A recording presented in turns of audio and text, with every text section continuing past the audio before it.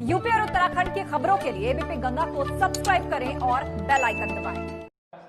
Bharatiya Janata party, JDU और सहयोगी दलों के सभी पदाधिकारी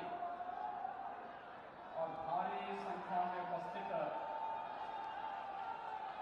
काराकाट विधानसभा क्षेत्र से जुड़े हुए सभी उपस्थित भाइयों बहनों, मैं इस पौराणिक धरती को कोटि कोटि नमन करता हूं। यहाँ के पूज्य संतों के सानिध्य में आप सब इस जनपद को, इस विधानसभा को, बिहार प्रांत को विकास की जिन नई ऊंचाइयों तक पहुंचाना चाहते हैं,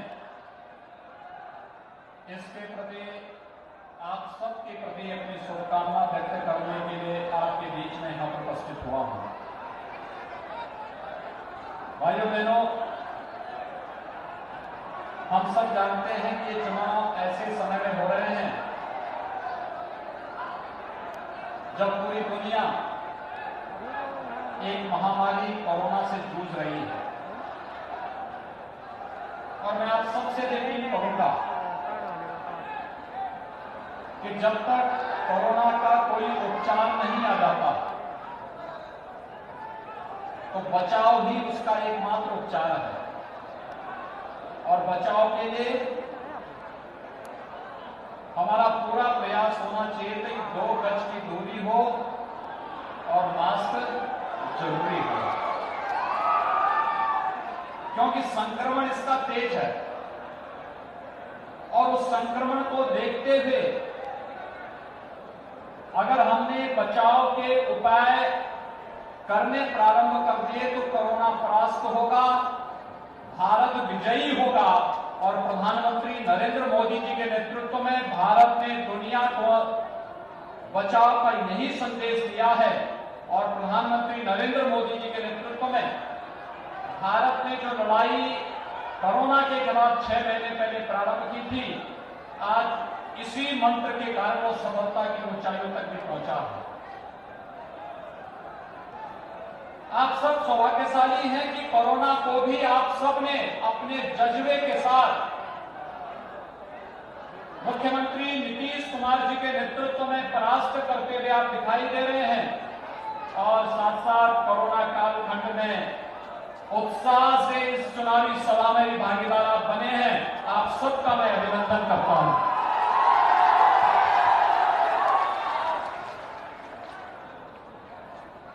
वास्तव में मैं जब सुबह लखनऊ से चला था तो मुझे लोगों ने पूछा कि बिहार में चुनावी सभा कैसे करेंगे। मैंने कहा कि कोरोना कालखंड है, 2000-2500 की भीड़ होगी। लेकिन यहां आकर के मैं देख करके आश्चर्य किया कि 25-30 हजार की भीड़ जुटी हुई है। और उत्साह उमंग के साथ भारतीय जनता पार्टी को फिर से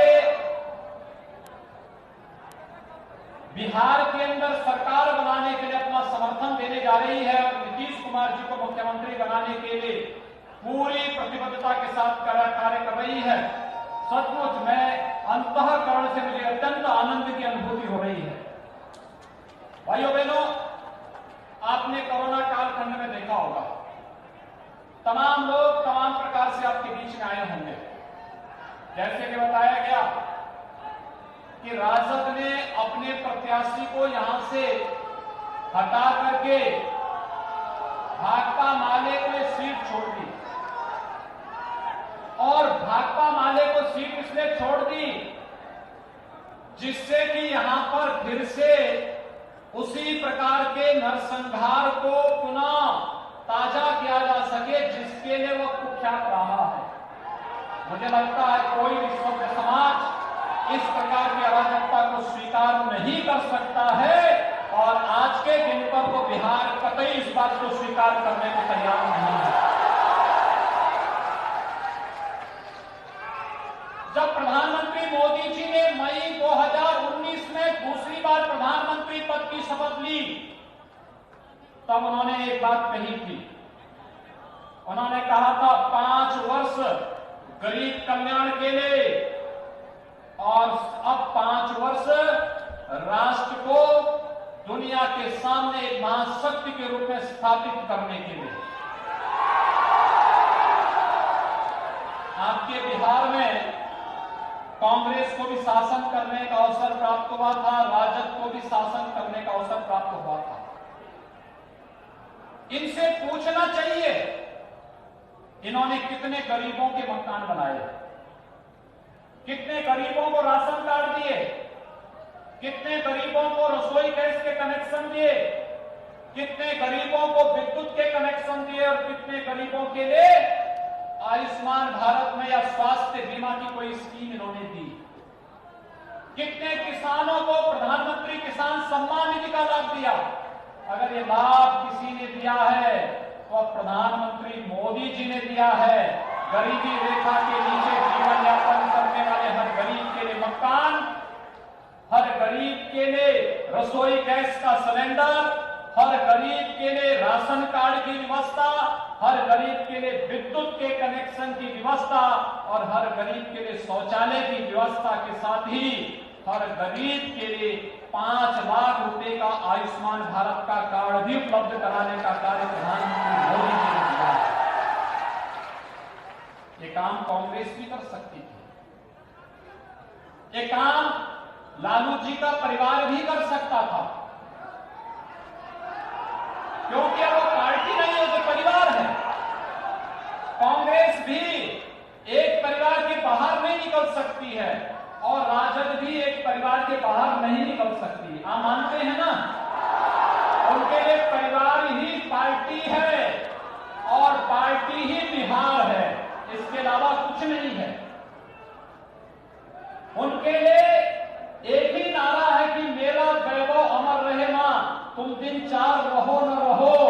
ये उनका एक ही नारा है, एक ही मंत्र है और भारतीय जनता पार्टी के कार्यकर्ताओं का मंत्र है कि तेरा वैभव अमर रहे मां, हम दिन 4 रहेगा। यही अंतर है भारतीय जनता पार्टी गठबंधन के कार्यकर्ताओं में और राजद और कांग्रेस के गठबंधन के कार्यकर्ताओं में और उनके पार्टी के नेताओं में। हमारे लिए देश महत्वपूर्ण, हमारे लिए जनता ही परिवार है, हमारे लिए पूरा देश ही परिवार है, लेकिन कांग्रेस के लिए गांधी परिवार और राजद के लिए लालू परिवार ही पूरा प्रदेश है, पूरा देश है। उनको जब मौका मिला तो उन्होंने परिवार के बाहर नहीं सोचा और गरीबों को राशन देने की बात तो दूर, पशुओं तक का राशन खा के चक्कर दिया। बिहार के नौजवानों के सामने पहचान का संकट खड़ा कर दिया। बिहार में नरसंहार और भ्रष्टाचार के जो नित नए कारनामे सामने आते थे, यही कांग्रेस कालखंड में भी होता था। लेकिन मोदी जी ने गरीबों के कल्याण के लिए, किसानों के लिए, महिलाओं के लिए, नौजवानों के लिए, सबके लिए योजना दी और उसके बाद दूसरे कालखंड में सबसे पहला काम किया, कश्मीर से धारा 370 को समाप्त किया।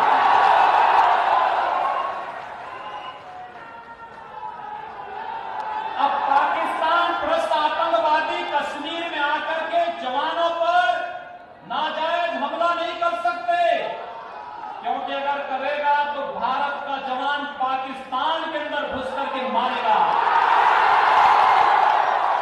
अब नहीं कर पाएगा, अब नहीं कोई बोल सकता है जेएनयू में,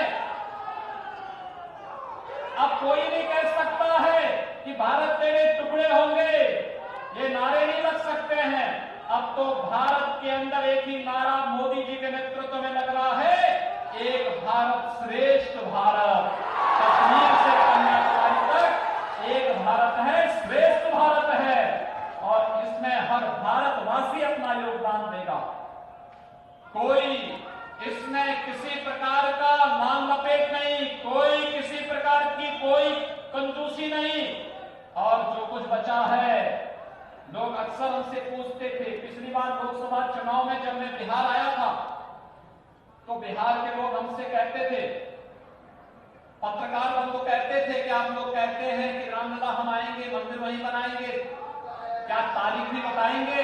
मैंने कहा चिंता मत करो, अगली बार आऊंगा तारीख लेकर के आऊंगा। और भाइयों बहनों, 5 अगस्त को प्रधानमंत्री मोदी जी ने 492 वर्षों की जो भारत की कसक थी, उस कसक को दूर करते हुए अयोध्या में भगवान राम के भव्य मंदिर का शिलान्यास भी कर दिया है ना? खुश है ना? बिहार में भारतीय जनता पार्टी और जदयू के गठबंधन की सरकार बनाएंगे ना? सरकार बनेगी तो आपके विधायक जी आपको अयोध्या में भगवान राम का दर्शन कराने के लिए भी लेके जाएंगे।